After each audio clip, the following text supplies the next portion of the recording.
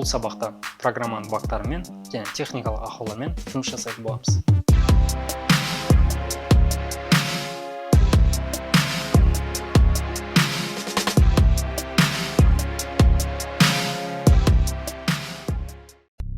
Жалпы әлемде ешнәрсе идеал болмағандықтан, біздің Premiere Pro программасы да идеал емес. Сондықтан кейбір кемшіліктер де бар. Мысалы, біз видеомызға маска эффектісін салып көрейік. Байқағандарыңыздай, маска салынды, бізге бірақ масканың шекарасы көрініп тұрған жоқ.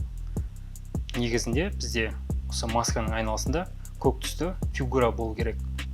Оны қайтару үшін программа параметрінің жанындағы осы иконға басамыз.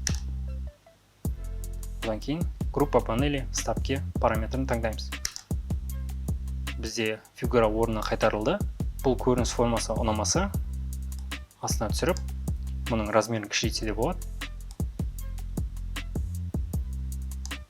Егер сізде жазған текстің шекарасы көрінбей қалса, дәл осы жолмен шешімін таба аласыз. Келесі ол проекттің сақталмай қалуы. Оны шешудің бірінші жолы ол әрдайым проекттің сақтап отыру. Ол үшін жай ғана Ctrl+S. Егер де оны ұмытып кетіп, немесе проектіңіз өшіп қалған жағдайда, сіз соңғы сақталған проектіңізді ашып көре аласыз. Ол үшін сіздің проектіңіз сақталған папканы ашамыз. Ол бізде сабақ папкасы. Оның ішінде Adobe Premiere Pro Autosave папкасын ашамыз. Мұнда қарасаңыз, уақыттар көрсетілген. Егер сіздерде уақыттар көрсетілмесе, жай ғана мышканың оң жағын басып, вид таңдайсыз және таблица параметрін таңдайсыз.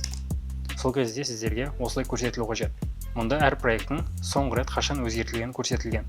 Мысалы, ең бірінші проект 10 айдың 4 күні сақталған.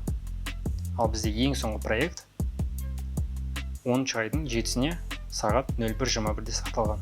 Бұл сіздің ең соңғы сақталған проектіңіз болады. Жалпы осы проектін ашу арқылы соңғы проектіңізді қайтара аласыз. Кей кезде сіздерде наушникті компьютерге тыққан жағдайда Premiere Pro-ның дыбысы естілмей қалуы мүмкін. Немесе дыбыс динамикадан шығып тұрады.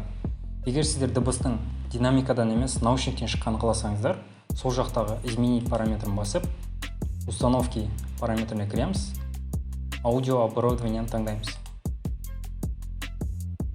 Мұнда вывод по умолчанию мәнін спикер емес, headphone-ға өзгертеміз. Сонда сіздердің дыбыстарыңыз наушниктен шығатын болады. Окей батырмасын басамыз. Егер де дәл солай дыбыстың наушниктен емес, динамикадан шыққанын қаласаңыздар, қайтадан установкиге кіреміз, таңдаймыз және вывод по умолчанию мәнін спикерге өзгертеміз.